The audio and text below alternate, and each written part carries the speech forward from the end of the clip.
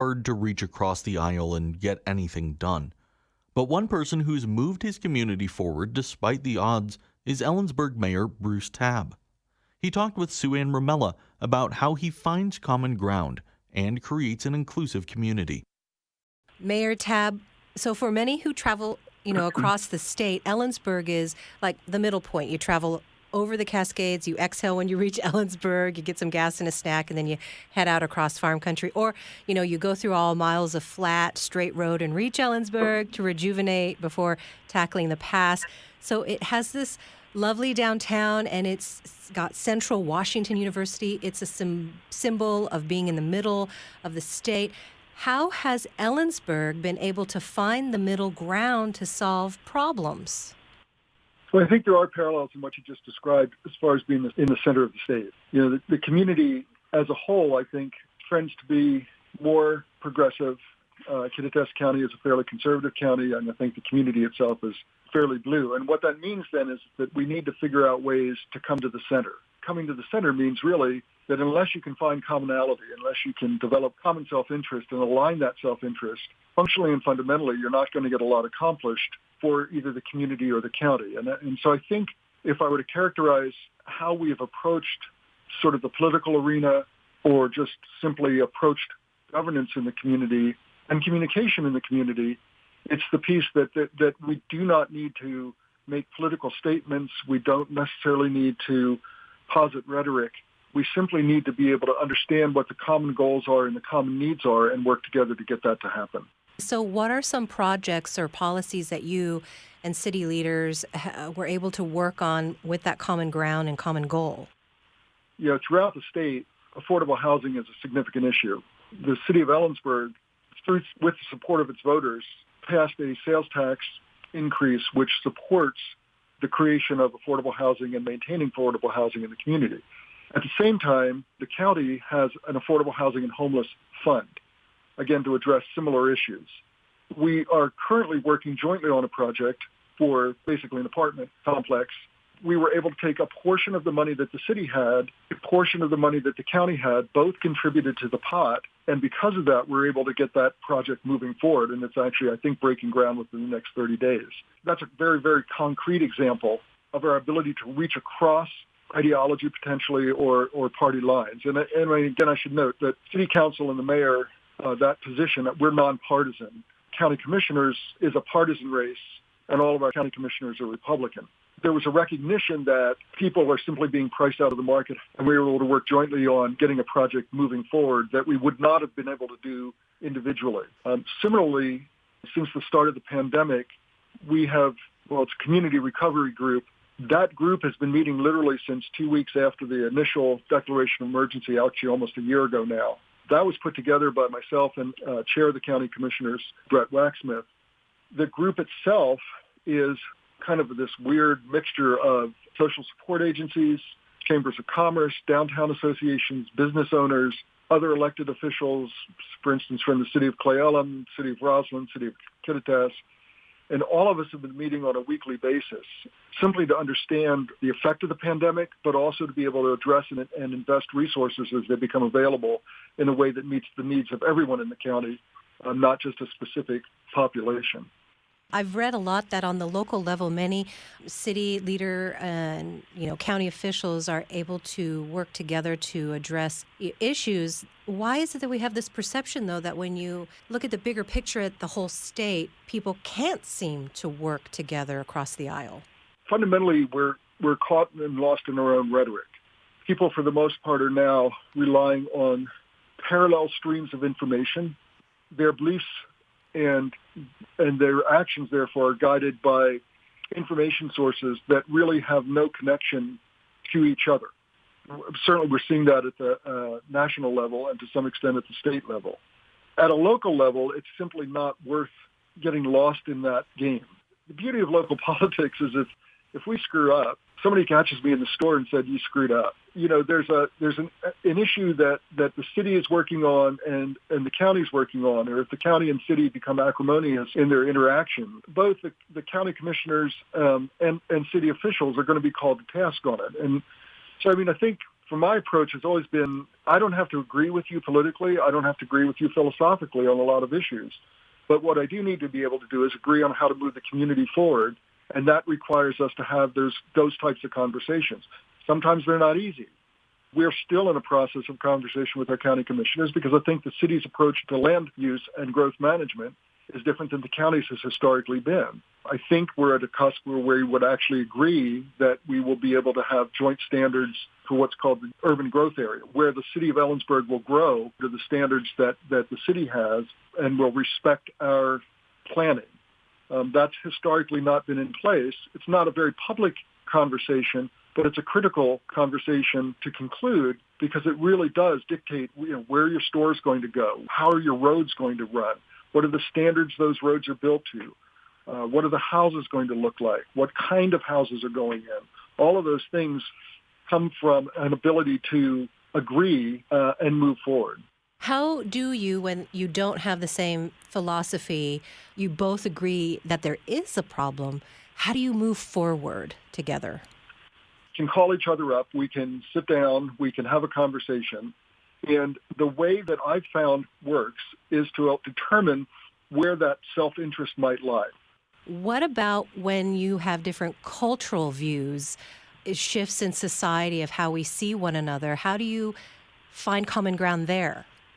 For those types of things that when you look at the cultural kinds of activities, certainly over the summer and currently, I think what you really find occurring for the most part is that the city retains its independence and from our perspective, our integrity to move forward in directions which may not align necessarily with where the commissioners or the county is going. So a good example right now would be we're in the process, myself and two other city council members conducted a listening tour over the summer with over 100 folks who represented marginalized communities within the city of Ellensburg, Black, Latinx, LGBTQ, religious minorities. And it was really a listening tour. We wanted to know what it was like, and we wanted to understand how we could do better to support a more inclusive community. That initiative was not something that the county commissioners were willing to undertake, but it was certainly something that we felt was critical for the good of the city, both currently, but also moving into the future.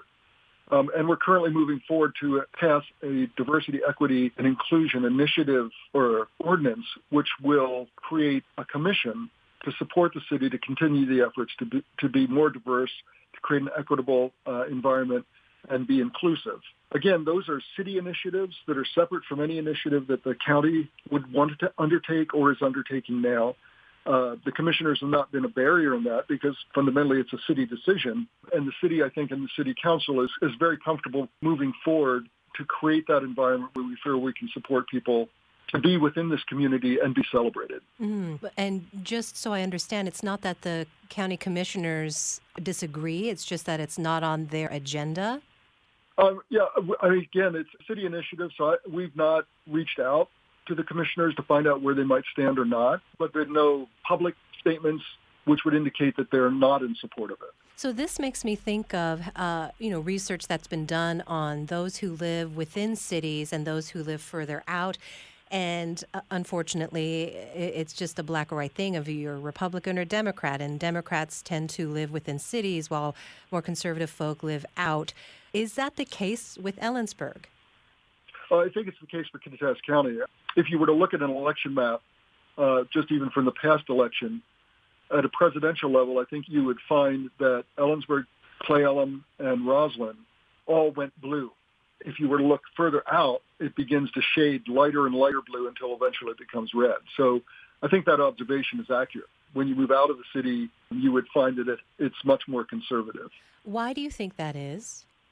I'm not sure that I would hazard a guess. I think what's germane to this conversation is not to understand why it's more conservative or not conservative. The piece that's critical for us, I think, is to understand how we can work together to make the community work and be a better place for everybody to live. And I think that's what we're striving to do. So what would you say are some challenges to find those commonalities and goals?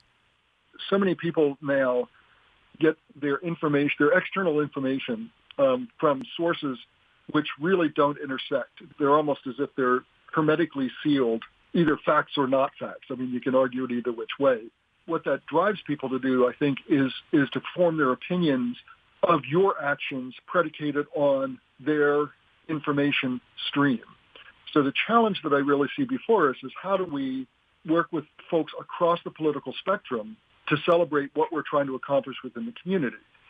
And the interesting piece often is that there's no one, even as we've taken criticism, for instance, for our diversity initiative, but no one who has come forward and said, we want this to be a bad community. No one says, we want this community to exclude people. All of the people, even as they're leveling criticism at council, talk about wanting this to be a welcoming community, wanting this to be a supportive community, and their perception that it is so already. So I think the challenge is to move people from it's all good right now to it can be better, and how do we achieve that? How can you achieve that? To some extent, I think from the council's perspective, it's simply moving forward with the initiatives that we've started. And I think what that means then is we need to think through how we're going to engage our community and the people within it in different conversations. And I don't have a magic wand. I mean, we were just on a conversation with some folks yesterday on how do we begin to build those bridges. Part of what ends up occurring, I think, in our society is that the people who are speaking with each other continue to speak with each other. So if you say, well, let's have a roundtable discussion on diversity.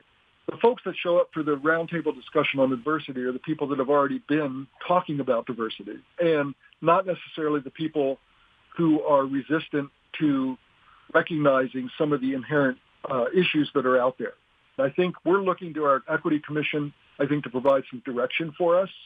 One of the things that we did here in our listening tour was there were simple things we have not done as a city which could support people to feel more welcomed. Like what?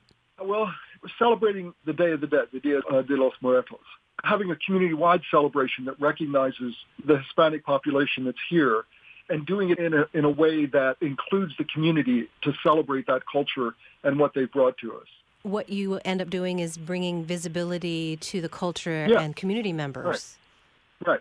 Yeah. So, for instance, we just did a proclamation for Black History Month. We're teaming with the local historical museum, who's done incredible research on local African Americans who contributed to this community literally since the community's founding, but are fundamentally and functionally unknown.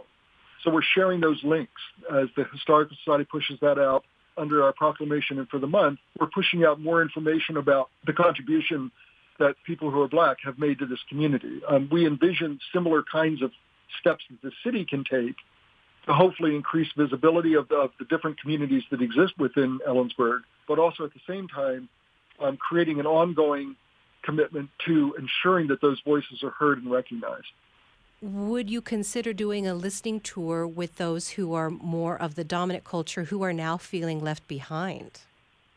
We're looking at ways that we can reach out to those folks. How do we engage people in ways that are meaningful? And again, I don't know that we have sort of a magic wand for how to do that. As a city, a couple of years ago, we did a series of what we called neighborhood cafes. We recognized that we needed to communicate with people differently than we had historically done. People could invite us into their homes. So, for instance, myself and another council member or two would go to an individual's or a family's home. They would invite friends or neighbors in, and we would just have a broad conversation on the issues that they saw affected them, and then would bring that back into our conversation with the city council and with the city staff. So at this point, I don't say that I have a strategy other than we recognize that we need to be able to have that conversation to bring folks along. Mayor Tabb, thank you so much for your time, and we'll be in touch. Oh, no, thanks. It's a pleasure. Ellensburg Mayor Bruce Tabb in conversation with Sue Ann Ramella. That's all for this episode of Rebuilding Democracy. Thanks to Dr. Jennifer Sherman, Sue Lonnie Madsen, Ginny Darrell, and Mayor Tabb. And thank you for listening.